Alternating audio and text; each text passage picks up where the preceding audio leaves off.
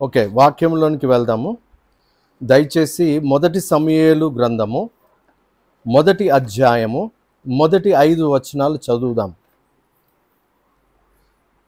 Ephraim మన్యమందు రామతయిం సోఫీము పట్టణపు వాడు ఒకడుండెను.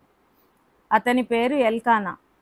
అతడు ఎఫ్రాయిమీయుడైన నూపునకు పుట్టిన తోహు కుమారుడైన ఎలీహునకు జననమైన యెరోహాము కుమారుడు. అతనికి 2 భార్యలుండిరి. వీరిలో ఒకదాని పేరు హన్నా, రెండవ దాని పేరు పెనిన్నా. పెనిన్నాకు పిల్లలు కలిగిరి గాని హన్నాకు పిల్లలు లేకపోయిరి. ఇతడు షిలోహునందున్న సైన్యములకు అధిపతియగు యెహోవాకు మ్రొక్కుటకును బలి అర్పించుటకును ఏటేటా తన పట్టణము విడిచి అచ్చటికి పోవచుండెను.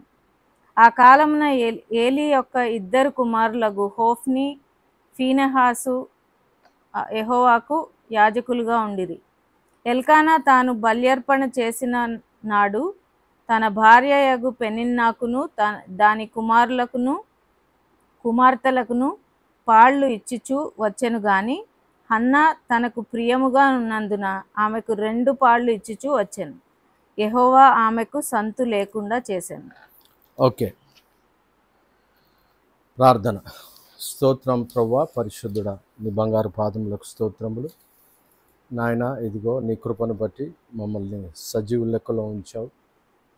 ఈ దినము నాయన వాక్యమును ధ్యానించడానికి మీరు మాకు ఇచ్చిన ఒక తరుణమును బట్టి నీకు స్తోత్రములు నాయన. ఈ యొక్క స్థలమును బట్టి, సందర్భమును బట్టి నాయన, మరి సమయముని బట్టి కూడా నీకు వందనాలు చెల్లిస్తూ ఉంటున్నాం నాయన. ఇదిగో మరి ఇక్కడ నిలుచుని మాట్లాడినది నేనైనప్పటికీ నాయన, నేను ఎంతో బలహీనుడను. మా ప్రభువా, నీవే నాయన నన్ను బలపరిచి నీ మాటలు మాత్రమే నా నోట నుంచమని వేడుకుంటున్నాం.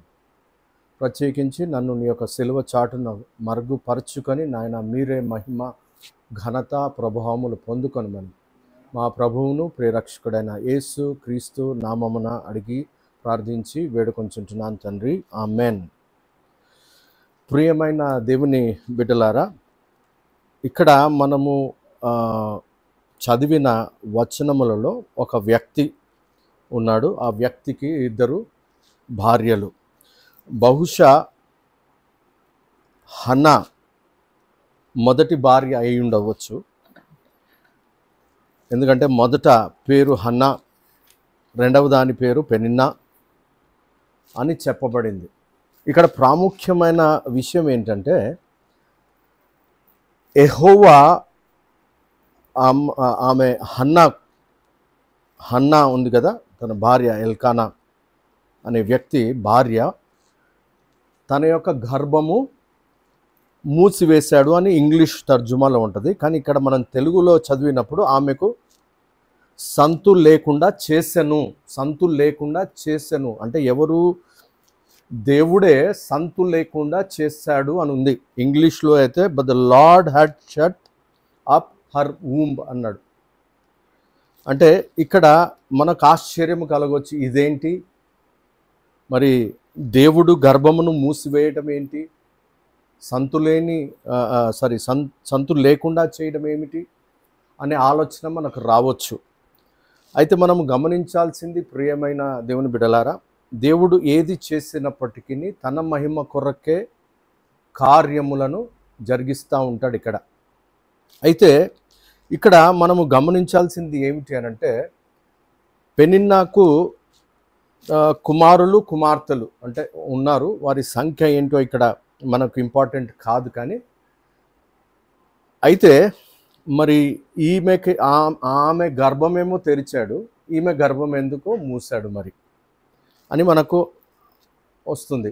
న్యాచురల్గా మరి హన్నా పిల్లలు లేనిది కదా. ఒకవేళ మొదటి భార్య అయితే ఇంకా చులకన, రెండవ భార్య ముందు చులకన. ఆ రెండవ భార్య అయిన పెనిన్నా సూటిపోటి మాటలు అని ఉండొచ్చు. ఏమని అని ఉండొచ్చు అంటే, ఇదిగో మరి నీవు ఏమి పాపము చేసావో, మరి యెహోవాకు విరుద్ధంగా ఎటువంటి క్రియలు చేసావో, అందుకనే నీ గర్భము తెరవబడలేదు అని కోపము పుట్టించే మాటలు పలికి ఉండవచ్చును. ఎందుకంటే ప్రతి సంవత్సరం వీరు రామా నుంచి షిలోహుకు వెళ్ళేవారు. అక్కడ దేవుని మందిరం ఉండేది ఆ కాలంలో యెరూషలేమునకు ముందు. అంటే ఇది మరి నార్దర్న్ ఇజ్రాయెల్, అంటే ఇజ్రాయేలు దేశము రెండుగా విభాగింపబడింది కదా. విభాగింపబడక మునుపు నార్దర్న్ ఇజ్రాయెల్ అంటే ఉత్తర దేశములో ఉన్న షిలో. ఆ షిలో దాని చరిత్ర ఏంటంటే, వారు కానాను వచ్చిన తర్వాత ఆ మందసము తర్వాత అక్కడ మరి గుడారము అక్కడే పెట్టబడింది. సో అది షిలో చరిత్ర. అయితే ప్రియమైన దేవుని బిడ్డలారా, గమనించాల్సింది ఏంటి అనంటే, వీరు రామా అనే పట్టణంలో ఉండేవారు. రామా అనే పట్టణం నుండి ప్రతి సంవత్సరం అక్కడికి వెళ్ళి వారు ఏం చేసేవారంట చూడండి, షిలోహునందున్న సైన్యములకు అధిపతియగు యెహోవాకు మొక్కుటకును బలి అర్పించుటకును ఏటేటా తన పట్టణమును విడిచి అచ్చటికి పోవుచుండెను. ఆ కాలమున ఏలీ యొక్క ఇద్దరు కుమారులకు హోస్ని ఫినెహసులు యెహోవాకు యాజకులుగా నుండిరి. ఇప్పుడు వీరు ఈ ఏలీ కుమారులు సబ్జెక్ట్ కాదు, కానీ అయితే 4వ వచనంలో మనం చూసినట్లయితే, చదవండి ఒకసారి 4వ వచనము. ఎల్కానా తాను బలి అర్పణ చేసిన నాడు తన భార్యయగు పెనిన్నాకును దాని కుమారులకును కుమార్తెలకును పాళ్ళు ఇచ్చుచూ వచ్చెను గాని హన్నా తనకు ప్రియముగా ఉన్నందున ఆమెకు 2 పాళ్ళు ఇచ్చుచూ వచ్చెను. ఇక్కడ చూడండి, ఎల్కానా ఏం చేసేవాడు, బహుశా హన్నా మీద ఎక్కువ ప్రేమ. అందుకనే అక్కడ పెనిన్నా తన బిడ్డలకు ఒక పోర్షన్ ఇస్తే హన్నాకు 2 పోర్షన్స్ ఇచ్చేవాడు. మరి అది ప్రేమ ఎక్కువయ్యో లేకపోతే ఇదిగో సంతు లేదు కదా, సంతు లేకుండా చేశాడు కదా అనే ఏమంటారు దాని జాలి కలిగి అలా చేశాడో మనకు తెలియదు. కానీ సో ప్రతిసారి ఆమెకు 1 పాలు ఈమెకు 2 పాలు ఇస్తూ ఉన్నాడు. ఎవరు? ఎల్కానా. అప్పుడు పెనిన్నాకు న్యాచురల్గా మరి సహజమే కదా, మరి ఇంకా ఈర్ష్య కలిగి ఉండవచ్చు. ఈర్ష్య కలిగి భర్త తనను ఎక్కువ ప్రేమిస్తున్నాడు కదా హన్నాను, కాబట్టి ఈర్ష్య కలిగి ఇదిగో నీకు సంతు లేదు, అంటే నీకు పిల్లలు లేరు, నువ్వేదో కార్యం చేసే ఉంటావు, అందుకనే యెహోవా దేవుడు నీ యొక్క గర్భమును మూసివేశాడు అని సూటిపోటి మాటలు చెప్తూ ఉండవచ్చును. అంటే ఇక్కడ మనం అర్థం చేసుకోవాల్సింది ఏంటంటే, రోషము అంటే కోపము పుట్టినప్పుడు మనం ఏం చేస్తాము అనంటే అన్ని చిందరవందర చేస్తాం కోపం వచ్చినప్పుడు. ఇక్కడ ఈ కోపం అటువంటి కోపము కాదు, రోషము పుట్టించు కోపమునే మనం అర్థం చేసుకోవాలి. అందుకే ఆ రోషము పుట్టించిన ఆ కోపము అనంటే దాని అర్థం ఏమిటి అనంటే, ఎదురుగా ఆ పెనిన్నాను మరి హన్నా తిట్టిందో లేదో లేకపోతే ఎదురు దాడి చేసిందో లేదో మనకు తెలియదు. కానీ మనం అనుకోవాల్సింది, ఇక్కడ గమనించాల్సింది ఏమిటి అనంటే, హన్నా మరి ఆ కోపము సూటిపోటి గుచ్చే మాటలు. ఎందుకంటే ప్రియమైన దేవుని బిడ్డలారా, దేవుని ఉద్దేశం ఏమిటి అనంటే, పెనిన్నా కనిన కుమారులు బహుశా శరీర సంబంధులు అయి ఉండవచ్చు. అయితే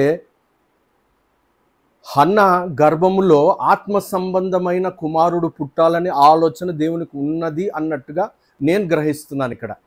అందుకనే వారు శరీర సంబంధులు అయితే ఇదిగో మరి దేవుని కొరకు ఏర్పాటు చేసుకోవాలి కదా ఒక సంతానము అని దేవుని ఉద్దేశం అయి ఉండొచ్చు.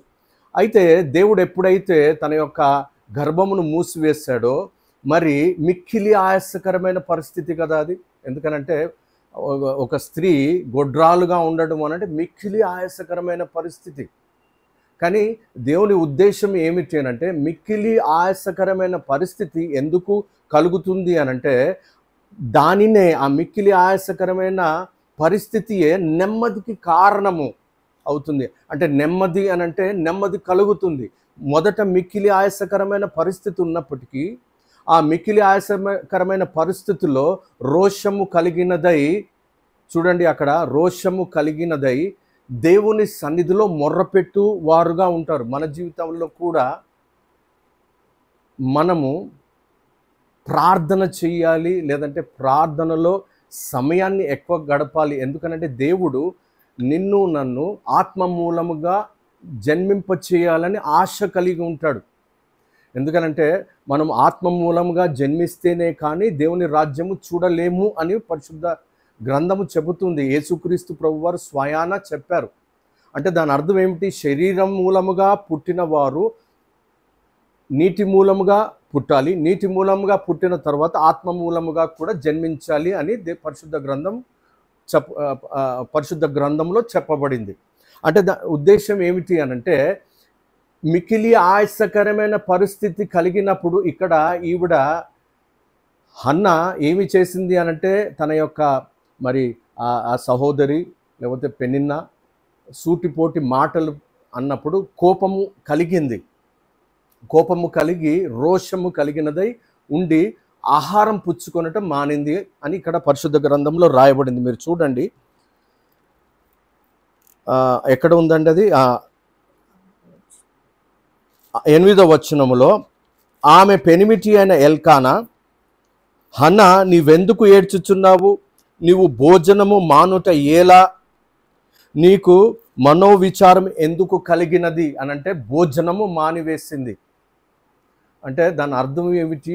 ప్రియమైన దేవుని బిడ్డలారా, దుఃఖము కలిగినప్పుడు శరీరము నలగొట్టబడుతుంది అని అర్థము. మీ జీవితాల్లో కూడా సూటిపోటి మాటలు అనేవారు ఉంటారు. దేవుడు అది అనుమతిస్తాడు. ఎందుకనంటే నీవు నీ భర్తే కావచ్చు, నీ భార్యే కావచ్చు, నిన్ను సూటిపోటి మాటలు మాట్లాడుతూ ఉంటారు. అంటే దాని అర్థం ఏమిటి అనంటే, వారి రక్షణ కొరకై నువ్వు రోషము కలిగిన దానవై, రోషము కలిగిన వాడవై నువ్వు ప్రార్థన చేయాలని దేవుడు అటువంటి ఉద్దేశము కలిగి ఉంటున్నాడు. మళ్ళీ చెప్తున్నాను, జ్ఞాపకం ఉంచుకోనండి. దేవుడు మిక్కిలి ఆయాసకరమైన పరిస్థితులను నీ జీవితంలో ఎందుకు అనుమతిస్తాడు అనంటే, నీ రక్షణ కొరకు నీవు ప్రార్థన చేయాలి. మనోవేదన కలిగిన దానవై, మనోవేదన కలిగిన వాడవై దేవుని సన్నిధికి వచ్చినట్లయితే ఆ మిక్కిలి ఆయాసకరమైన పరిస్థితి నెమ్మదికి కారణమవుతుంది. అంటే మిక్కిలి ఆయాసకరమైన పరిస్థితుల్లోనే దేవుని వైపు చూడగలుగుతాం. ఈమె ఏం చేసింది? మిక్కిలి ఆయాసకరమైన పరిస్థితిలోనే దేవుని మందిరమునకు వెళ్ళింది. దేవుని మందిరము వాళ్ళందరూ అక్కడ మరి ఆ సంవత్సరము మరి షిలోహులో వాళ్ళు భోజనము చేసిన తర్వాత హన్నా ఏం చేసింది? మరి కోపము కలిగినదై, రోషము కలిగినదై, నేను దేవునితో తేల్చుకోవాలి ఈరోజు అని వెళ్ళింది. ఎందుకు అనంటే కుమారుణ్ణి కనటానికి. నా జీవితంలో ఏమిటంటే మీరు అనొచ్చు, నాకు పిల్లలు ఉన్నారు, నేను ఎందుకు ప్రార్థన చేయాలి? రక్షణ లేని నీ భార్య కొరకైనా, రక్షణ లేని నీ భర్త కొరకైనా, రక్షణ లేని నీ కుమార్తె కొరకైనా, రక్షణ లేని నీ తల్లి కొరకైనా నీవు ప్రసవ వేదన కలిగి ఉంటేనే వారు నువ్వు కంటావు. అంటే మీరు అనొచ్చు, బ్రదర్ నేను నా భర్తను ఎలా కనాలి అంటే ప్రసవ వేదనతో నువ్వు నీ భర్తను కనాలి. యేసుక్రీస్తు ప్రభువారు ప్రసవ వేదన, కీర్తన గ్రంథము మీరు తెరవనక్కర్లేదు కానీ 2వ అధ్యాయములో నాకు ఎంతో ప్రాముఖ్యమైన వచనం, నాకు చాలా ఇష్టమైన, నీవు నా కుమారుడివి, నేను నిన్ను కంటిని అని అంటాడు.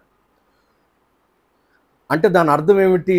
నీవు నా కుమారుడివి, నేను నిన్ను కంటిని అంటే తల్లి ప్రసవ వేదన పడితేనే కానీ కుమారుడు బయటికి రాడు.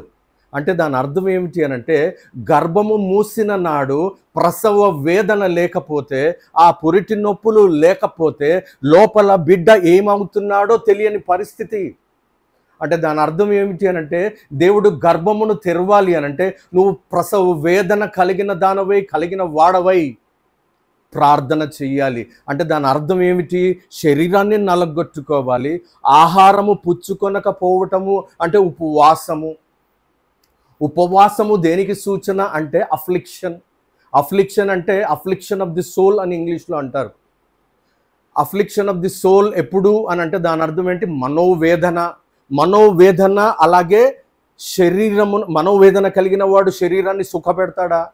సో మనోవేదన కలిగినప్పుడు శరీరాన్ని నలగొట్టుకుంటాడు. ఏంటి మనోవేదన అంటే, నా భర్తను నేను కనాలి, నా తల్లిని నేను కనాలి, నా భార్యను నేను కనాలి. ఎందుకు అంటే కనడం ఏంటి అని అంటే, నేను అనేది ఆత్మ మూలముగా జన్మించుట, కనడము. కాబట్టి ప్రియమైన దేవుని బిడ్డలారా, అనేక సందర్భాల్లో దేవుడు మార్గములను మూసివేస్తాడు. ఎందుకు అనంటే, గర్భము ఎందుకు మూసివేస్తాడు దేవుడు అంటే, నువ్వు ప్రసవ వేదన పడాలి ఆయన సన్నిధిలో ప్రసవ వేదన పడాలి. అంటే మనోదుఃఖము కలిగిన దానవై శరీరాన్ని నలగొట్టుకొని, మనోవేదన కలిగిన వాడవై శరీరాన్ని నలగొట్టుకొని దేవుని సన్నిధిలో నువ్వు గడిపినట్లయితే నువ్వు తప్పకుండా కుమారుని కంటావు. ఎందుకంటే దేవుడు అన్యాయస్తుడు కాదు. ప్రసవ వేదన పడిన తల్లి యొక్క గర్భమును మూసివేయు అన్యాయస్తుడు నా దేవుడు కాదు. ప్రియమైన దేవుని బిడ్డలారా, కాబట్టి నీ భర్త, నీ భార్య, నీ పిల్లలు నిన్ను సూటిపోటి మాటలు అని మరి నిన్ను చిక్కులో పెడుతున్నారా, రోషము కలిగిస్తున్నారా అంటే, రోషము కలిగినప్పుడు వాళ్ళను రివర్స్ తిట్టడము కాదు. ప్రియమైన దేవుని బిడ్డలారా, గమనించాలి మీరు. ఎందుకు అనంటే, దేవుడు ఏది కూడా మరి తన యొక్క మరి హన్న యొక్క గర్భమును మూసాడు అని అంటే మనకు అనిపించవచ్చు, ఇదేంటి దేవుడు అబ్బా గర్భాన్ని మూసివేసేవాడు, అక్కడేమో ఆమె మామూలుగా కనేసింది అంటే, వారు శరీరం మూలమున జన్మించిన వారు. ఇదిగో నీ కుమారుడు, లేకపోతే నీ భర్త, లేదంటే నీ భార్య, లేదంటే నీ కుమార్తె ఆత్మ మూలముగా జన్మించాలి అని అంటే నువ్వు దేవుని సన్నిధిలో ప్రసవ వేదన పడాల్సిందే. ప్రియమైన దేవుని బిడ్డలారా, కాబట్టి ఇటువంటి పరిస్థితి కలుగ చేయటానికే ఆమెకు దుఃఖము కలిగింది. నాకు తెలిసి అక్కడ ఆమె ఎదురు మాట్లాడినట్లు నాకు ఎక్కడ పరిశుద్ధ గ్రంథంలో అయితే రాయబడలేదు. అంటే ఆమె కోపం పుట్టించింది, పెనిన్న కోపం పుట్టించింది, కానీ ఈమె రోషము కలిగినదే. అంటే ఇక్కడ రోషం అని రాయలేదు, కానీ కోపముతో మందిరానికి వెళ్ళి దేవుని సన్నిధిలో మొరపెట్టుకున్నట్లుగా మనం ఇక్కడ గమనించాలి. ఇప్పుడు మీరు చూడండి, ఆమె 11వ వచనం చదవండి, 10-11 చదవండి.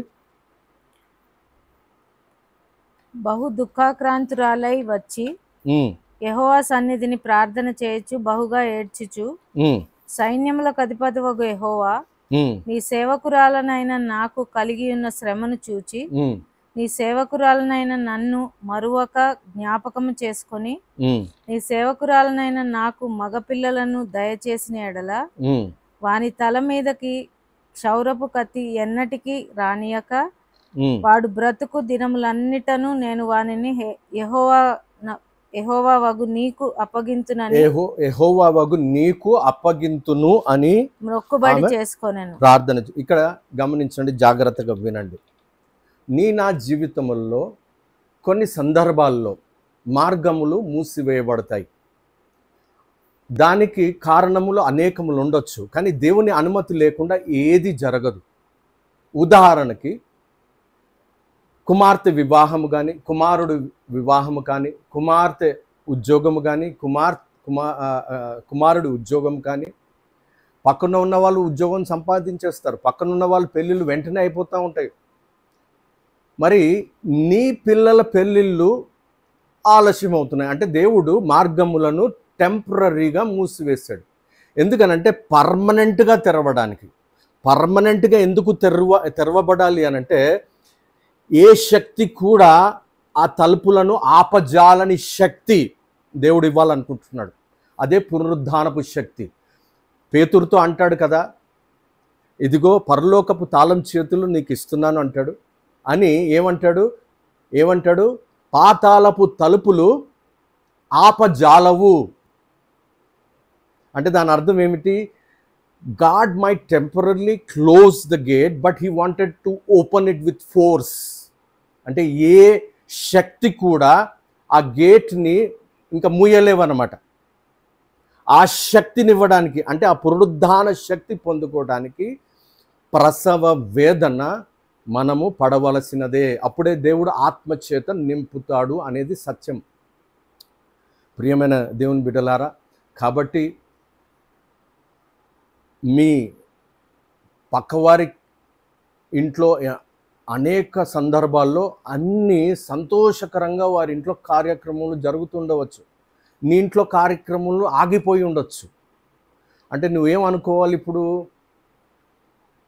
పెనిన్న గర్భమేమో తెరవబడింది, హన్న గర్భమేమో మూయపడింది. పెనిన్న ప్రార్థన చేసినట్లు ఇక్కడ ఉందా? ఆమె ఒకవేళ ఈ రోజుల్లో సపోజ్ ఒక స్త్రీ ఉన్నది, ఆ స్త్రీ ఇంట్లో అన్ని శుభకార్యాలే జరుగుతూ ఉన్నాయి, బాగా డబ్బు సంపాదించేవారుగా ఉన్నారు, బాగా ఆస్తులు కూడబెట్టేవారుగా ఉన్నారు. అవి లోక సంబంధమైన వారికి అవి ఆశీర్వాదములు అనగానే కనపడతాయి, కానీ అవి ఆశీర్వాదములు కాదు. అయితే నీ ఇంట్లో, నా ఇంట్లో, మన ఇంట్లో శుభకార్యములు జరగవు, డబ్బులు రావు. ఎందుకు అనంటే మరి దేవుడే ఇక్కడ మరి గేట్ వేసేసాడు, అంటే గర్భము మూసివేశాడు. అంటే దాని అర్థం ఏమిటి? నువ్వు మిక్కిలి రోషము కలిగిన వాడవై దేవుని మందిరములో ఏడ్చుచు ప్రార్థన చేసి ఏమని ఒప్పుకుంటుంది తెలుసా? క్షౌర కత్తి నువ్వు నాకు కుమారుని ఇచ్చినట్లయితే, అంటే నా గృహములో నా బిడ్డలు వివాహము జరిగినట్లయితే, అంటే దాని అర్థం ఏమిటి? ప్రార్థన ద్వారా నీ కుమారుని యొక్క వివాహమును నువ్వు కంటున్నావు. వివాహము కనడం ఏమిటి అంటే ప్రసవ వేదన ప్రార్థన చేసినట్లయితే నువ్వు వివాహమును కూడా కంటావు. నీవు ఉద్యోగము, నీ కొడుకు నీ కుమార్తె ఉద్యోగమును కూడా నువ్వు కంటావు. అంటే దాని అర్థము ఇక్కడ ఈమె ఏమని ఒప్పుకుంటుంది అనంటే, మీరు ఆ 11వ వచనంలో, నీ సేవకురాలనైన నాకు మగపిల్లను దయచేసిన ఎడల వాని తల మీదికి క్షౌర కత్తి ఎన్నటికి రానియక, ఏమని ప్రామిస్ చేస్తుంది? లార్డ్, ఇఫ్ యు డెలివర్ మీ, నన్ను నేను ప్రతిష్ఠించుకుంటాను నీకు అని. అంటే దాని అర్థం ఏమిటి అంటే, నేను క్రీస్తు కొరకే, నీవు నాకు కుమారుణ్ణి ఇస్తే, లేకపోతే నీవు నా కుమార్తెకు వివాహమును జరిగిస్తే, లేదంటే నీవు నా భర్తను మారుస్తే, లేదంటే నీవు నా భార్యను మారుస్తే, నేను నీకు ప్రతిష్ఠుడునుగా ఉంటాను అని అర్థము. ప్రతిష్ఠుడు అనంటే పరిశుద్ధుడు, అంటే వేరే పనులు ఏముండవు, ఇంకా వేరే పనులు ఏముండవు. 100% ఏంటి? దేవుని పరిచర్య. అంటే కొంతమందిని దేవుడు పరిచర్య కొరకు సిద్ధపరుస్తాడు. ఇక్కడ కూడా మరి హన్నా గర్భంలో మీరు ఆ తర్వాత వచనాలు చూసినట్లయితే, ఏలీ కుమారులు బహు దుర్మార్గులు. వారు ఆ ఇశ్రాయేలీలు షిలోకు వచ్చి అర్పించే అర్పణలను దోచుకునేవారు. మరి అక్కడ వచ్చిన స్త్రీలతో వ్యభిచరించేవారు. మరి అటువంటి దుర్మార్గులు అన్నప్పుడు అక్కడ మందిర పరిసరాలు చెడిపోతున్నాయి కదా. అంటే నాజీరు చేయబడిన, అంటే ప్రతిష్ఠించుకొనబడిన ఒక యాజకుడు అక్కడ అవసరము. కాబట్టి దేవుని ఉద్దేశం అది. అయితే ఆమెను మోకాళ్ళ మీదకి రప్పించినవాడు, మనో దుఃఖమును కలిగించినవాడు, రోషమును పుట్టించినవాడు. నీ భర్త తిట్టుతుండవచ్చు, లేకపోతే నీ భార్య సూటిమోట్లు మాటలు పలుకుతుండవచ్చు. అది దేవుడు అనుమతించాడు. ఎందుకు అనంటే, నీవు రోషము కలిగిన దానివై మోకాళ్ళ మీద ఉండి ప్రార్థన చేస్తావని. నువ్వు ఎప్పుడైతే మోకాళ్ళ మీద ప్రార్థన చేస్తావో, ఎప్పుడైతే నీ శరీరాన్ని నల్లగొట్టుకుంటున్నావో, అంటే ప్రసవ వేదన, ఆ నొప్పులు, బర్త్ ప్యాంగ్స్. ఆ బర్త్ ప్యాంగ్స్ దేనికి సూచన తెలుసా? గర్భము తెరవబడుతుంది, మార్గములు తెరవబడతాయి, పాతాళము తెరవబడుతుంది. అంటే ప్రియమైన దేవుని బిడ్డలారా గమనించాలి, దేవుడు అటువంటి చక్కటి ఉద్దేశము నీ పట్ల, నీ కుటుంబం పట్ల కలిగి ఉన్నాడు. కాబట్టి దేవుడు ఇచ్చే ఈ ఆపర్చునిటీ, నేనంటాను మిక్కిలి ఆయాసకరమైన పరిస్థితి ఈజ్ అన్ ఆపర్చునిటీ. తెలుగులో ఏమంటారు ఆపర్చునిటీని? అవకాశము. దేవుడు ఇదిగో ప్రసవ వేదనతో నీ భర్తను కనడానికి నీకు అవకాశము, ప్రసవ వేదనతో నీ భార్యను కనడానికి నీకు ఒక అవకాశము, ప్రసవ వేదనతో నీ గృహంలో రక్షణ లేని వారిని కనడానికి నీకు ఒక అవకాశమునిస్తా ఉన్నాడు. ఊరికనే మార్గమును ఊరికనే సంతు లేని దానిగా ఆమెను చేయలేదు. ఒక అవకాశం ఇస్తున్నాడు దేవుడు ప్రసవ వేదనతో కనడానికి. కాబట్టి మనము ఇదొక అవకాశముగా భావించి సమయాన్ని వృధా చేయకుండా దేవుని సన్నిధిలో మొర్ర పెట్టుకున్నట్లయితే ఏమి జరుగుతుంది? పాతాళము కూడా తెరవబడుతుంది. పాతాళము తెరవబడుతుంది అని అంటే పాతాళము గర్భము రెండు ఒకటే. ఒకసారి నేను మీకు ఒక డయాగ్రామ్ వేసి చూపిస్తాను, మీరు గమనించండి. నేను చాలాసార్లు ఇది చెప్పాను, ఒకసారి మళ్ళీ చూడండి. Okay, I'm sorry, one second.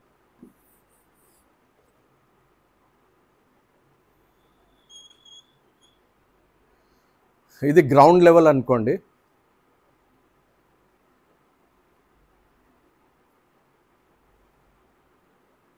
ఇదేంటి? మరణము.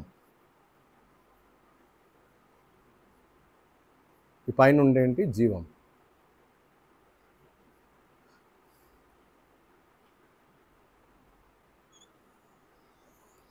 ఇదేంటి అంటే సమాధి లేదంటే గర్భం.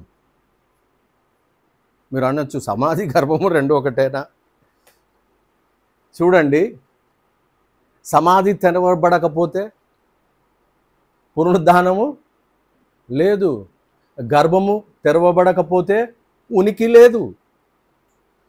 ఇక్కడ చూడండి, తండ్రి గర్భములో ఉన్న విత్తనము తల్లి గర్భములో పడి ఇక్కడ ఏం కావాలి? చావాలి.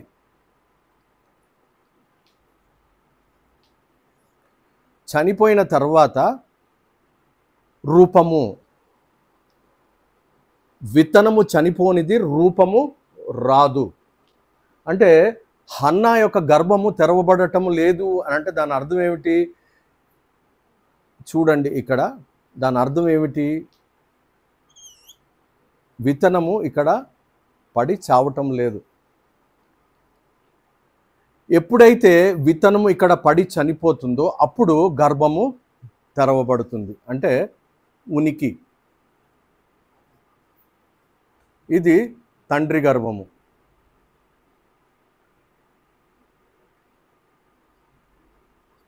తల్లి గర్భము. ఎగ్జాక్ట్లీ సమాధి కూడా.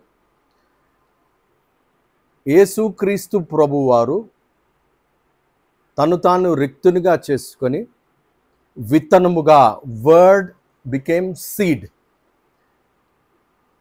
Seed dies. When seed dies అంటే విత్తనము చనిపోయినప్పుడు జీవింపచేయు ఆత్మ. ఇక్కడ పునరుద్ధానం అంటే సమాధి తెరవబడుతుంది, అంటే పాతాళము తెరవబడుతుంది, అంటే మార్గములు, మూసుకొని పోయిన మార్గములు తెరవబడతాయి. గర్భము మూసుకొని పోయినా గర్భము తెరవబడకపోతే బిడ్డ చనిపోతాడు. సమాధి తెరవబడకపోతే పునరుద్ధానము లేదు. మార్గములు తెరవబడకపోతే కూడా మరణమే. కాబట్టి దేవుడు, అందుకని ఈమె ఒక మాట అంటది ఏంటంటే 2వ అధ్యాయంలో హన్నా అనే ఒక మాట అంటది. ఏమిటి అని అంటే 2వ అధ్యాయం 6వ వచనం. 2వ అధ్యాయం 6వ వచనం. జనులను సజీవులను గాను, జనులను సజీవులను గాను, మృతులను గాను చేయువాడు యెహోవాయే. గేట్ ఓపెన్ చేస్తే సజీవులు, గేట్ క్లోజ్ అయితే మృతులు. అంటే గేట్ ఓపెన్ క్లోజింగ్ ఎవరి చేతిలో ఉంది? యెహోవా. ఎవరికి ఇద్దాం అనుకున్నాడు ఆ తాళం చెవి? పేతురుతో ఏమన్నాడు? పాతాళము ఆపజాలదు. ఆ వచనం ఎవరికైనా గుర్తుంటే చెప్పండి. ఓకే, గుర్తు లేకపోతే వదిలేయండి. అంటే gates of haven shall not prevail against the అని ఇంగ్లీష్లో ఉంది. అంటే దాని అర్థం ఏమిటి అని అంటే నీకు శక్తిని ఇవ్వబోతున్నాడు. ఆయనే తెరవగలడు, ఆయనే మూయగలడు. కానీ ఈసారి ఏమని చెప్తున్నాడు? నీకు ఆ శక్తిని ఇస్తాను. Gates of hell shall not prevail against the. అంటే దాని అర్థం ఏమిటి? మార్గము తెరవబడకపోయినా మరణమే, మార్గము తెరవబడితే జీవము. అయితే మిక్కిలి ఏమంటారు, ఒక పెద్ద ప్రధానమైన సంకుచితమైన పరిస్థితి. కరెక్టేనా? సంకుచితం అనే వర్డ్ అంటే మిక్కిలి ఆశకరమైన పరిస్థితి. ఆ పరిస్థితిలో ఇంకా నువ్వు ఏం చేయాలి? You have only one option. ఆయన గర్భమును మూసివేశాడు, ఇంకేం చేయాలి మరి? ఇంకా ఆమెకు తెరిచాడు, నీకు ఇంకా ఆమెకైతే తెరిచేసాడు, అయిపోయింది. God allowed. మరి నీ విషయంలో గర్భమును మూసేశాడు. మరి నువ్వు ఏమి చేయగలవు? ఏమి చెయ్యాలి? పట్టు వదలక, ఉన్నది ఒకటే మార్గం కదా, ఇంకేం మార్గం ఉంది? ఆయనే తెరిసేవాడు, ఆయనే మూసేవాడు. కాబట్టి ఇంకా ఎవరిని వెళ్ళి అడుగుతావు? బాబు ఆ గేట్ తెరువు అని ఇంకో తోటమాలని అడుగుతావా? ఇంకెవరికైనా ప్రేయర్ చేస్తుంటావా? నీ భర్తకు ప్రేయర్ చేస్తావు, బాబు గేట్ తెరువు, మరి గర్భము నా గర్భము మూసివేయబడింది, నీవే గేట్ తెరిస్తే కొడుకో కూతురో పుడుతుంది అని భర్తకు చెప్తావా? ఉన్నది ఒకటే మార్గము. Because he is the person who can close the gate, he is the person who can open the gate. ప్రియమైన దేవుని బిడ్డలారా, కాబట్టి మనకు క్రైస్తవులకు మరి ముఖ్యంగా నీ జీవితంలో నీవు రక్షణ అనుభవం కలిగి ఉన్నావా? అయితే నీకు శ్రమలు తప్పవు. ఎందుకు అనంటే నువ్వు కనాలి. ఎవరిని కనాలి? ఎవరిని కనాలి? నీ భర్తను కనాలి, నీ భార్యను కనాలి, నీ బిడ్డను కనాలి, నీ కుమార్తెను కనాలి. ఎందుకనంటే వారు ఎదిగేంత వరకు, ఎదిగి నువ్వు బ్రతికి ఉన్నంత వరకు వారి కొరకు ప్రసవ వేదన పడుతూనే ఉండాలి. అంటే దాని అర్థం ఏమిటి అనంటే పరిశుద్ధాత్మ దేవునికి కూడా ఇటువంటి ఏమంటారు క్యారెక్టరే కలిగి ఉన్నాడు. ఏంటంటే ఎప్పుడెప్పుడు జీవములోనికి తీసుకురావాలి అని అల్లాడుతూ ఉంటాడు. అందుకనే పరిశుద్ధాత్మ గురించి ఆదికాండము మొదటిలోనే పరిశుద్ధాత్ముడు ఆ తోహు బోహుగా అంటే మరి ఎలా ఉండింది పరిస్థితి? భూమి నిరాకారంగాను శూన్యంగాను ఉన్న పరిస్థితిలో ఆత్మ అల్లాడింది. ఎందుకు అనంటే పాడైపోయిన స్థితిలో నుంచి జీవములోనికి తీసుకురావాలి అని. మీకు ఇంగ్లీష్లో బ్రూడింగ్ హెన్ అని ఎప్పుడైనా విని ఉంటారు మీరు. అంటే పొదిగే కోడి, దానికి ఎప్పుడెప్పుడు ఆ గుడ్ల మీద కూర్చోవాలి, ఆ గుడ్లలోంచి పిల్లలు రావాలి అనే ఆశ ఉంటుంది. బ్రూడింగ్ హెన్కి వేరే హెన్కి తేడా ఉంటుంది. అంటే దాని అర్థం పరిశుద్ధాత్మకు మనం కంపేర్ చేస్తే ఏమిటి అనంటే ఒక బ్రూడింగ్ హెన్ అంటే పొదిగే కోడి, గుడ్లను పొదిగే కోడి. అన్ని కోడ్లు అలా ఉండవు, కొన్ని కోడ్లే అలా ఉంటాయి. అంటే పొదిగే కోడి అని అంటే దాని అర్థం ఏమిటి? హన్న నేను పొదిగే కోడిలముగా ఉండాలి అంటే దాని అర్థం ఏమిటి? ముందు నువ్వు నీ భర్తను కనాలా, తర్వాత నీ తల్లిని కనాలా, రక్షణ లేని నీ తండ్రి అయితే నీ తండ్రిని కనాలా. నువ్వు ఎంతమందిని కనాలా? ఎంతమంది కొరకు ప్రసవ వేదన పడాలి? మరి మరణమునకు జోగుచున్న వారిని నువ్వు విడిపించకపోతే నీవే కృంగిపోతే ఎలా? నీవే కృంగిపోతే ఎలా? మరణమునకు జోగుచున్న వారు అనేకులు అంటే దాని అర్థం ఏమిటి అనంటే మొదట నీ కుటుంబీకులను నువ్వు కన్న తర్వాత నువ్వు ఇంకా ఎవరి మీద పడతావు? ఇంకా ఎవరి మీద పడతావు? రక్షణ లేని వారిని కూడా నువ్వు కనాలి, రక్షణ లేని నీ స్నేహితులను కూడా నువ్వు కనాలి. అది నీ బాధ్యత. అదే పరిశుద్ధాత్మ దేవునికి ఉన్న ప్రధానమైన లక్షణము. అందుకనే పెంతెకొస్తు దినము నాడు ఏమి జరిగింది? అక్కడ పరిశుద్ధాత్ముడు హోవరింగ్ స్పిరిట్ లాగా వచ్చినప్పుడు ఆ గుడ్లలో నుంచి ఏమొస్తుంది? జీవం వస్తుంది. అంటే దాని అర్థం ఏంటి? ఆ పొదిగే కోడి అంటే దాని అర్థం ఏమిటి? హన్న కూడా పొదిగే కోడి అంటే దాని అర్థం ఏంటి? కుమారుడు కావాలి, కుమారుని కనాలి, దేవుని కొరకు కుమారుని కనాలి, నా భర్తను కనాలి. ఎవరి కొరకు కనాలి? దేవుని కొరకు కనాలి. అప్పుడే నీవు ఏం చేస్తావు అనంటే నువ్వు ఎక్కడెక్కడ పొదగాలని చూస్తూ ఉంటావు, ఎక్కడెక్కడ గుడ్లు ఉన్నాయి, ఆ గుడ్లో నుంచి ఆ కోడి పెట్ట దాని మీద కూర్చోకపోతే ఆ గుడ్లో నుంచి జీవం రాదు కదా. అంటే పరిశుద్ధాత్ముడు రాకపోతే పెంతెకొస్తు దినమందు జీవం ఎక్కడిది, సంఘం ఎక్కడిది? అంటే ప్రతి క్రైస్తవ బిడ్డ ఎందుకు ఆత్మతో నింపబడాలి, ఆత్మను పొందుకోవాలి అని అంటే దాని అర్థం దేనికి? You have to be a brooding hen. ఎందుకనంటే దేవుడు ఆశ నింపుతాడు, నువ్వు ఊరికే ఉండవు. బ్రూడింగ్ హెన్ అలా పోయి కూర్చుంటుంది ఆ గుడ్ల పైన, దాన్ని ఒక ఈకని పెట్టి గుంజండి, కదులుతుంది? అస్సలు కదలదు, అది అస్సలు కదలదు. Brooding hen is fully focused on hatching eggs. Incubation అంటారు దాన్ని. అంటే దాని అర్థం ఏమిటి అని అంటే God really wanted to incubate Hannah. అంటే హానా కనాలి. హానా ఎవరిని కనాలి? సమూయేలుని కనాలి. సమూయేలు ఎక్కడ ఉండాలి? For ever he should be with the lord, serving the lord. చూడండి ఆ వచనము నేను మీకు చెప్తాను.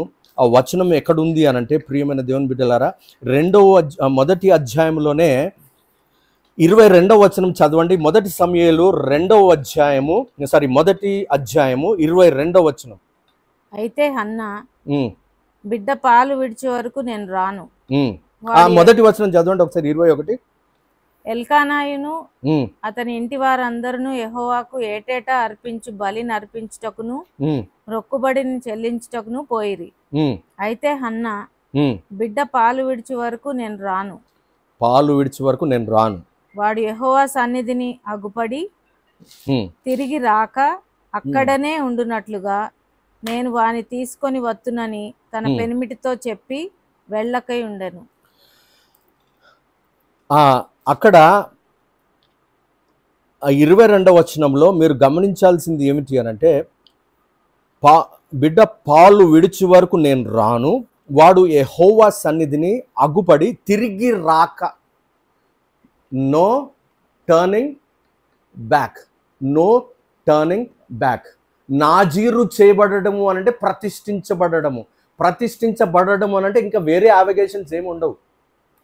కోడి పెట్టకు, పొదిగే కోడికి ఒకటే పని, ఇంకా వేరే పనులు ఏమీ చేయదు ఆ కోడి. ఆ బ్రూడింగ్ హెన్కి, పరిశుద్ధాత్మునికి ఒకటే పని. ఏమి పని అనంటే మృతులలో ఉన్న వారిని జీవంలోనికి ఎలా తీసుకురావాలి అనే ఆలోచనలు అంతే. అందుకనే నీ మీదకి వస్తాడు, నీకు పరిశుద్ధాత్మనిస్తాడు. ఎందుకనంటే you would be a brooding hen. If you are not a brooding hen today, నీవు గమనించాలి, యూ హ్యావ్ టు ఇంట్రాస్పెక్ట్. నేను ఎటువంటి ఆత్మ కలిగి ఉండాలి? ఎల్లప్పుడూ ప్రసవ వేదనతో కనే వారముగా ఉండాలి. ప్రియమైన దేవుని బిడ్డలారా, ఎందుకు అనంటే రక్షింపబడాలి. నా భర్తను నేను కనాలి, నా భార్యను నేను కనాలి, నా కుమారుని నేను కనాలి. ఎవరి కొరకు కనాలి? దేవుని కొరకు కనాలి. ఎందుకు కనాలి అనంటే they should not turn their back again. వారి యొక్క వీపును దేవునికి చూపెట్టకూడదు. అది పట్టుదల. అంటే హన్నా రోషము ఎందుకు కలిగింది? రోషముతో ఎందుకు ప్రార్థన చేసింది? రోషముతో దేవుని సన్నిధికి ఎందుకు వెళ్ళింది? అందరూ తిన్నారు, అందరు వాపస్. అందరు ఏం చేశారు అక్కడ? మీరు గమనించినట్లయితే మీరు అక్కడ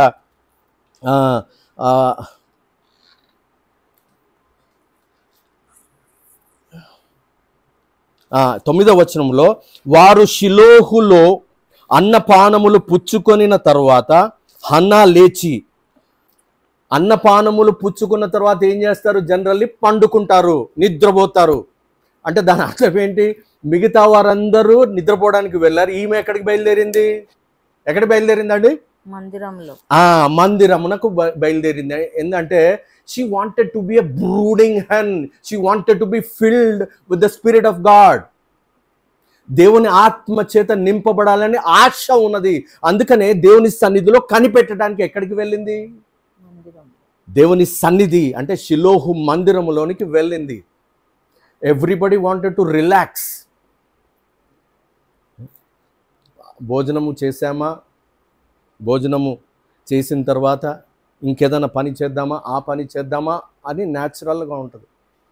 కానీ అది పక్కన పెట్టి she wanted to be brooding hen. పొదిగే కోడిగా ఉండాలని హన్న ఆలోచన కలిగి పట్టుదలతో ప్రార్థన చేసింది. అప్పుడు ఏలి ఏమంటాడు తెలుసా? అంటే వారి మధ్యలో సంభాషణ జరుగుతుంది, కానీ 17వ వచనంలో చూడండి.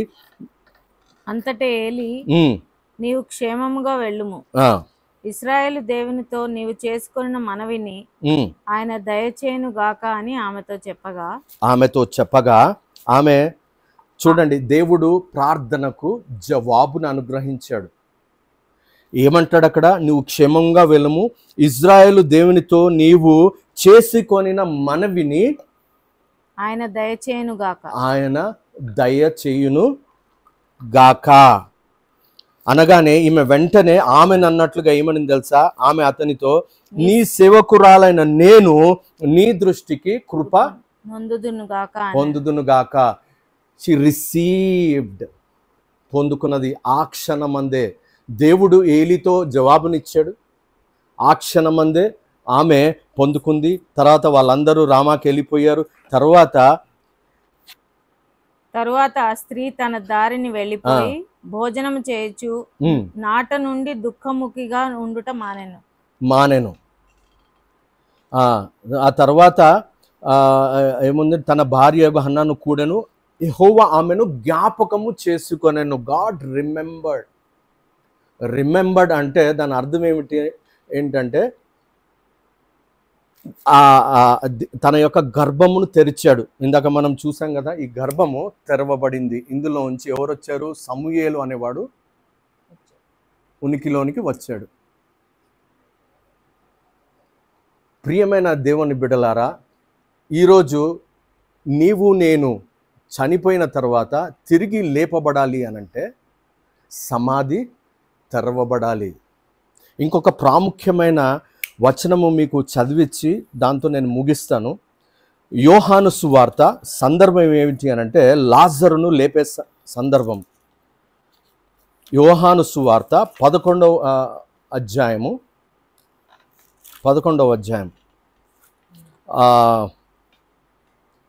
9-10 వచనాలండి అవి. 9-10 అవి చదవండి ఒకసారి. అందుకు యేసు, పగలు 12 గంటలు ఉన్నవి కదా, ఒకడు పగటి వేళ నడిచిన ఎడల ఈ లోకపు వెలుగును చూచును గనుక తొట్రుపడడు. అయితే రాత్రి వేళ ఒకడు నడిచిన ఎడల వాని యందు వెలుగు లేదు గనుక వాడు తొట్రుపడునని చెప్పాను. చూడండి, ఇది ప్రాముఖ్యమైన అంశము, మీరు గమనించాలి. ఇక్కడ లాజరు అనేవాడు చనిపోయాడు. లాజరు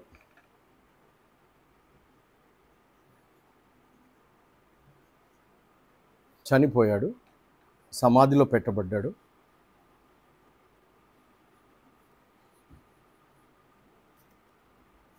అది సమాధి అంతే. ఇంకా is there any hope?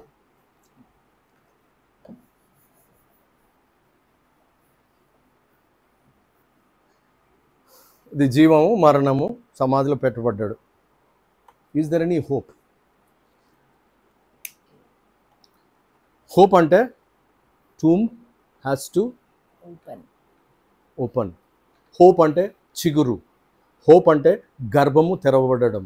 Hope అంటే మార్గము తెరవబడడం.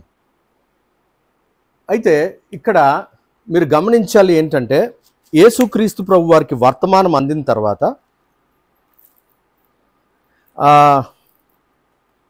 2 రోజులు అక్కడే ఉన్నాడు ఆయన. యేసుక్రీస్తు ప్రభు 2 రోజులు అక్కడే ఉన్నాడు. 2 రోజులు అక్కడే ఉండి వారి మధ్యలో జరిగిన సంభాషణ, వీళ్ళు అడిగింది ఒకటి, దేవుడు యేసుక్రీస్తు ప్రభు వారు జవాబు ఏదైనా పొంతన ఉందా మీరు చెప్పండి. అక్కడ ఏమడిగాడు? అక్కడ బోధకుడా, తర్వాత అటుపిమ్మట ఆయన మనము యూదయకు తిరిగి వెళుదామని శిష్యులతో చెప్పగా ఆయన శిష్యులు, ఇప్పుడు చదవండి. బోధకుడా, ఇప్పుడే యూదులు నిన్ను రాళ్లతో కొట్ట చూచుచుండిరే, అక్కడికి తిరిగి వెళ్ళుదువా అని ఆయనను అడిగిరి. అంటే వాళ్ళ ఉద్దేశం ఏంటంటే, అయ్యా బాబు ఆయన చనిపోయాడు, ఏం పోతావు నువ్వు, అంతే కదా, ఆడు పోతే నువ్వు అడిగి పోతే నువ్వు అక్కడ అంటే ఆయన చనిపోయాడు అన్నారు, కానీ ఇక్కడ అక్కడ నువ్వు వెళ్తే వాళ్ళు నిన్ను రాళ్లతోటి కొడతారు ఎందుకు అని అంటాడు. ఎందుకు అని అంటే ఈయన జవాబు ఏమిస్తాడు వాళ్ళకి? నాకు తెలిసి ఈ వచనము very difficult to understand, very difficult to understand.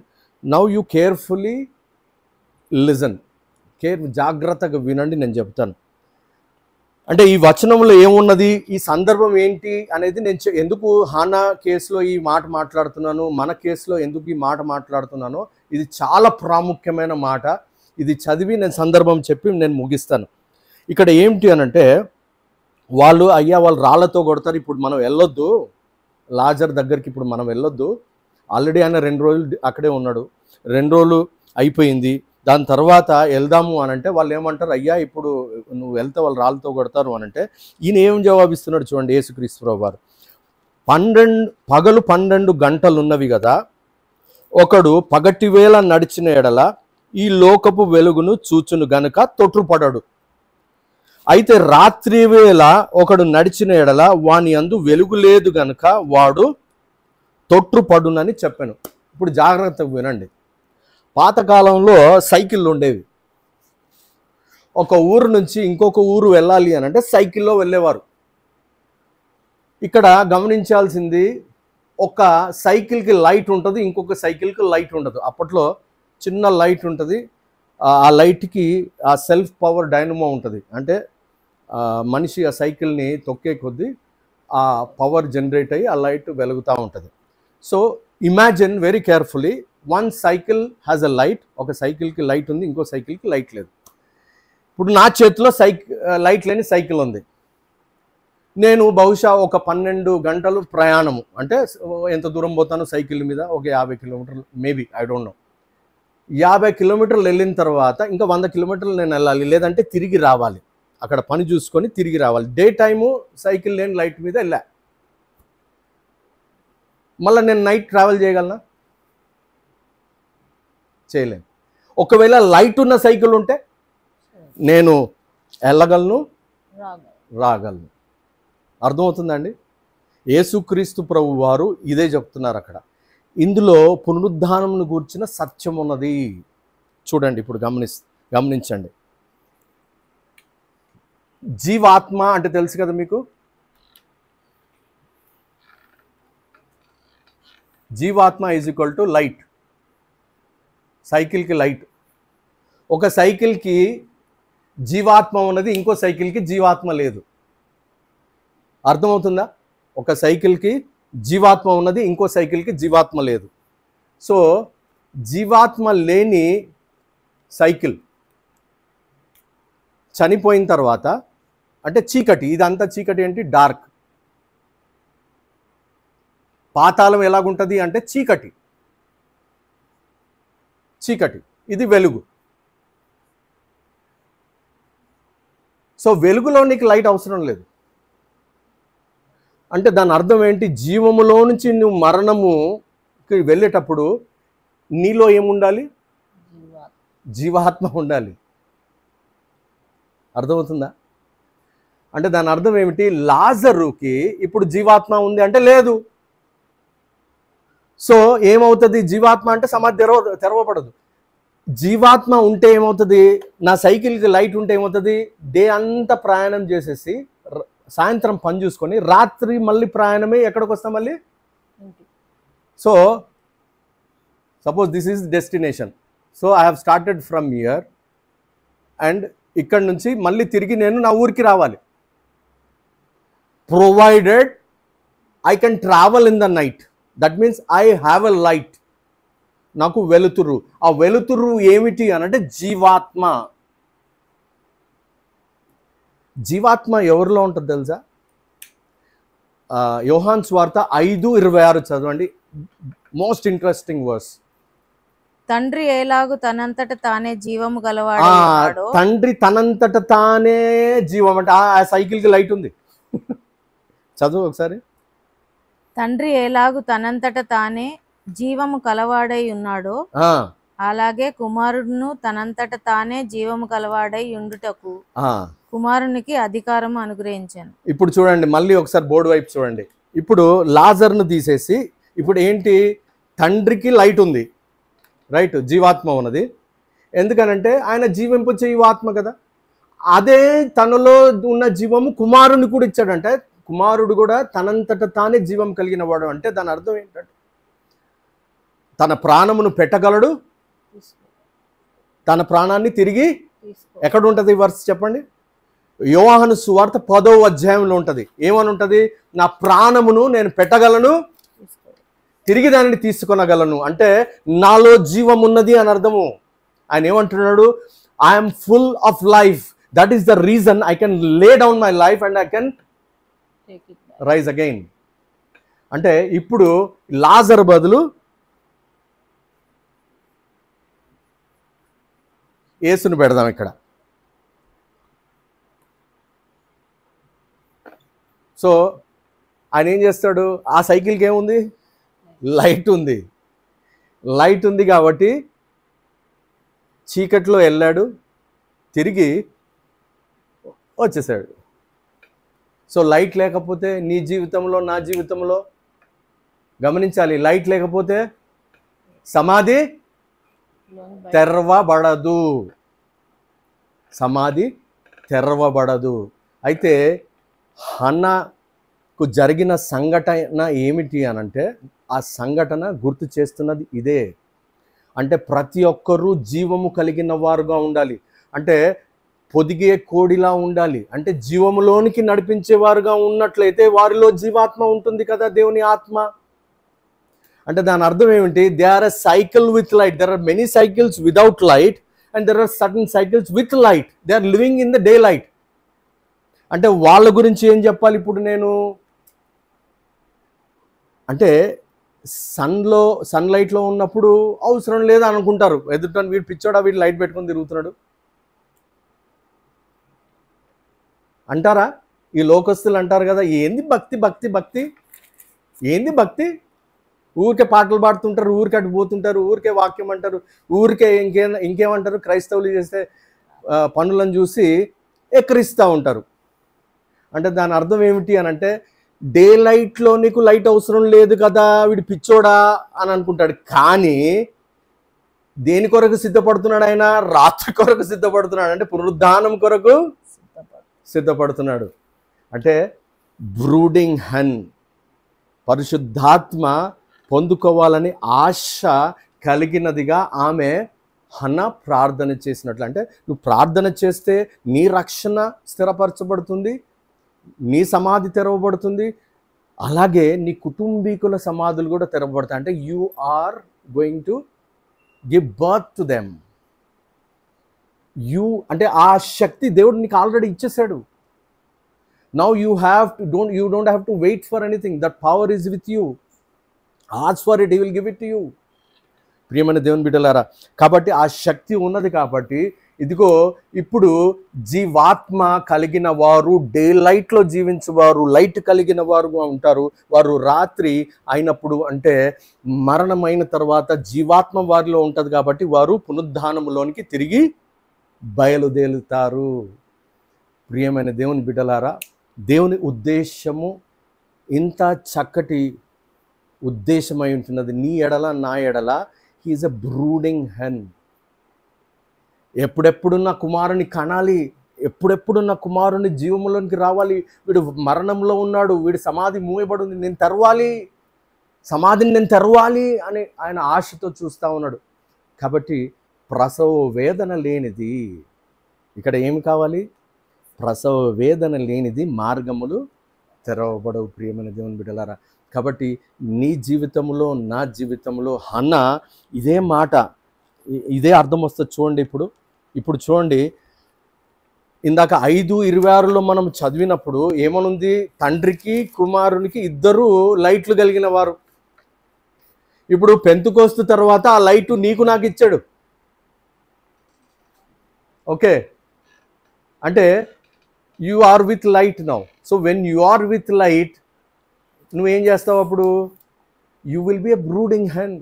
You will be praying for people. You will be praying for their deliverance. ఇప్పుడు హన్నా 2వ అధ్యాయం 6-7 చదవండి ఒకసారి. అదే మొదటి సమయాలు 2వ అధ్యాయం 6-7.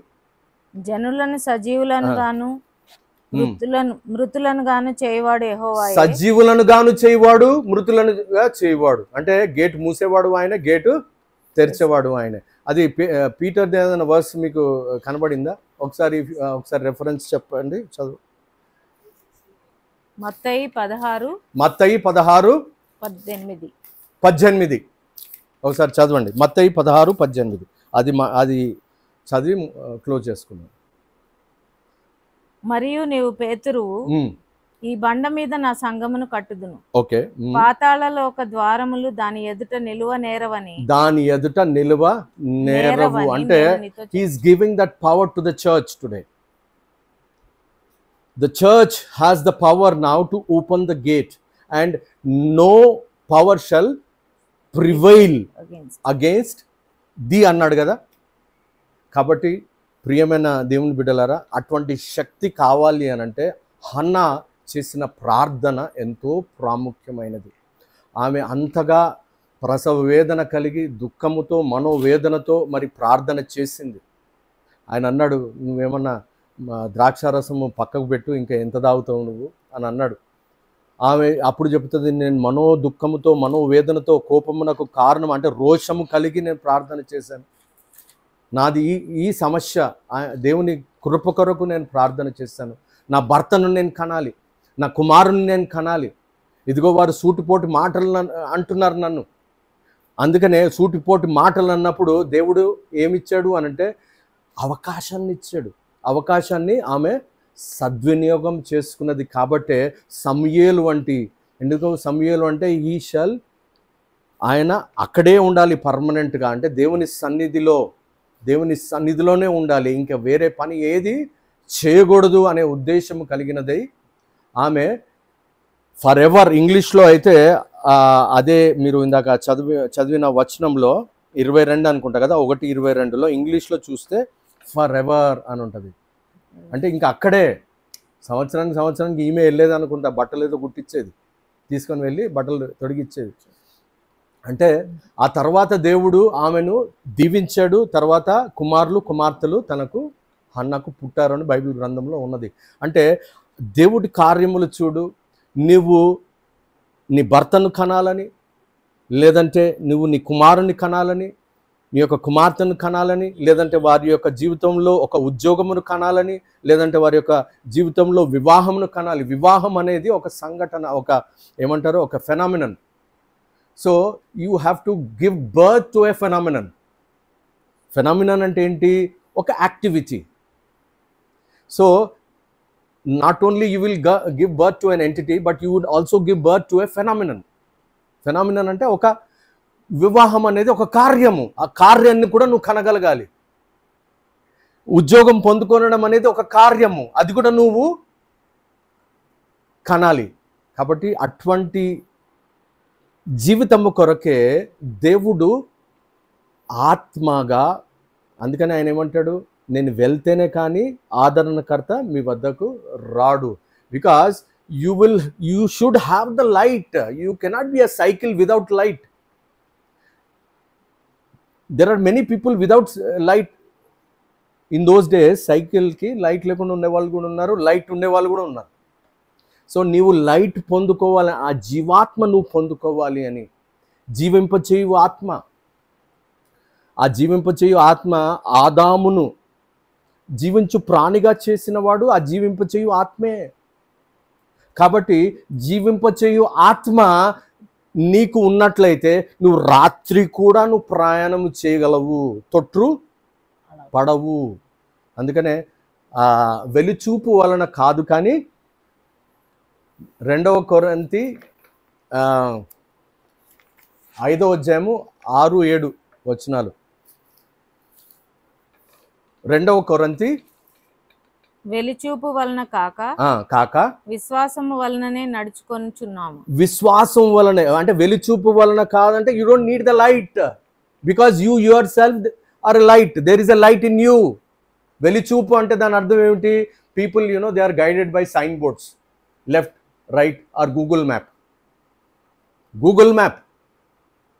So you are guided by వెలిచూపు, అంటే you will see some sign board and you will turn to your right or turn to your left. But when you have the Spirit of God in you, then you don't need any Google map. అంటే దాని అర్థం ఏమిటి? వెలిచూపు నీకు అవసరం లేదు, because you your self is a light now. కాబట్టి వెలుగుగా నిన్ను పిలవడానికే దేవుడు ఇంతగా, మీరు అనొచ్చు మా ఎదుటి పిల్లలు ఎంతగా వర్ధిల్లుతున్నారు, మా ఆపోజిట్ ఇంట్లో ఉన్న పిల్లలు ఎంత సంతోషంగా ఉన్నారు, వారు ప్రతి సంవత్సరము ఏదో కొత్త వస్తువు కొంటారు, కొత్త కారు కొంటారు, కొత్త మోటార్ బైక్ కొంటారు, కొత్త ఇల్లులు కొంటారు, 1 కాదు 2 కాదు 3 ఇల్లులు కొంటారు. నాకేంటి, నేను ఏమి కనలేకపోతున్నాను అనేది దేవుని ఉద్దేశం వేరు. ఎందుకంటే he wanted to give you the light. ఇందాక నేను చెప్పాను కదా, Peninnah her children were without light and God wanted to give light to Hannah. That light so that she can travel even in the darkest night of her life. చీకటిలో కూడా వెలుగుగా ఉండటానికి దేవుడు ఆ లైట్ ఇవ్వాలని ఆశపడ్డాడు. కాబట్టి దేవుడు అటువంటి కృప నీకును నాకును ఇవ్వాలని ఎంతగానో ఆయన ఆశతో ఎదురు చూస్తున్నాడు. కాబట్టి ఇటువంటి గొప్ప సందర్భము దేవుడు మనకిచ్చాడు. మరి దేవుడు మనకిచ్చిన సందర్భం బట్టి ఆయన స్తుతిస్తున్నాను. దయచేసి ఇంతతో ముగిస్తున్నాను. ప్రార్థన చేసిన తర్వాత కొన్ని విషయాలు చెప్తాను. ప్రార్థన చేసుకుందాం. స్తోత్రం ప్రభువా, పరిశుద్ధుడా, నీ బంగారు పాదములకు స్తోత్రములు. చక్కటి మాటలు నాయన వినిపింపచేస్తావు నా తండ్రి నాయన. ఇది నా గొప్పతనం కాదు నా తండ్రి నాయన, నీవే నాయన వెలిగించిన వాడవు నీవే, జీవాత్మ కలిగిన వాడవు నీవే. నేను వట్టివాడను, ఈ మట్టి ఘటములో ఐశ్వర్యమును నింపిన వాడవు నీవే. కనుక నాయన మట్టి ఘటమునకు అర్హత లేదు నా తండ్రి నాయన. కావున ఆ మట్టి ఘటములో ఐశ్వర్యము నాయన అంటే జీవాత్మను నింపిన వాడవు నీవే కదా. అందుకనే కదా నా తండ్రి నాయన, ఇదిగో నీ మాటలు నేను మాట్లాడగలుగుతున్నాను కదా. నీ కృపను బట్టి అయ్యా అటువంటి శ్రేష్టమైన నాయన ఐశ్వర్యమును ఇదిగో ఈ మట్టి ఘటములో నింపావు కనుక మా ప్రభువా, మట్టి ఘటమునకు ఎటువంటి మహిమ లేదు, అందులో దానిలో ఏది మంచిది లేదు నా తండ్రి, అది మట్టే నాయన. ఐశ్వర్యము నీది కనుక సమస్త ఘనత మహిమ నీకే నా తండ్రి నాయన. ఈ వాక్యమును ఆశీర్వదించండి నాయన. ఇదిగో మరి యూట్యూబ్ ద్వారా వింటున్న నీ బిడ్డలను కూడా ఆశీర్వదించండి. ఒక్కొక్కరి జీవితంలో మా ప్రభువా నాయన ఇదిగో వెలుగు కమ్మని ప్రకటించుతుండగా నాయన మీరే మహిమను పొందుకొనండి మా ప్రభువా నాయన. అటువంటి గొప్ప కార్యమును జరిగించమని మా ప్రభువును ప్రియరక్షకుడైన యేసు క్రీస్తు నామమున అడిగి ప్రార్థించి వేడుకొంచుంటున్నాను తండ్రి, ఆమెన్. ప్రియమైన దేవుని బిడ్డలారా, ఇది యూట్యూబ్ పరిచర్య, మీకు అందరికీ తెలుసు. మరి ఈ ఛానల్ పేరు ద ఆల్టర్ ఆఫ్ గాడ్. మరి ఈ ఛానల్లో మీరు మరి అనేక వాక్యాలు ఆల్రెడీ పబ్లిష్ చేయడం జరిగింది, కొన్ని షార్ట్ వీడియోస్ కూడా పబ్లిష్ చేయడం జరిగింది. మరి చక్కని పాటలు మరి కుమార్తె యానా, అలాగే కుమార్తె హదస్స, మరి అలాగే కుమార్తె రేచల్ వీరందరూ పాడారు. వీరందరినీ మరి మీరు చూశారన్న ఆశతో మరి నేను మిమ్మల్ని మరి మీకు వందనాలు తెలియజేస్తున్నాను. మరి దయచేసి ఈ ఛానల్ని మీరు సబ్స్క్రైబ్ చేసుకోండి, మరి లైక్ చేయండి, మరి షేర్ కూడా చేయండి. ఎందుకంటే మీరు సబ్స్క్రైబ్ చేస్తే మీరు ఈ పరిచర్యకు విత్తనం విత్తినట్టే. మీ కానుకలు ఏమొద్దు, కానీ మీ కానుకలు మీ సంఘానికి ఇవ్వండి. కేవలము ఇక్కడ ఏమిటి అనంటే మీరు సబ్స్క్రైబ్ చేసుకుంటే ఇతరులకు షేర్ చేస్తే అదే మీరు ఈ పరిచర్య కొరకు విత్తే విత్తనము. దేవునికి స్తోత్రములు. సెలవు.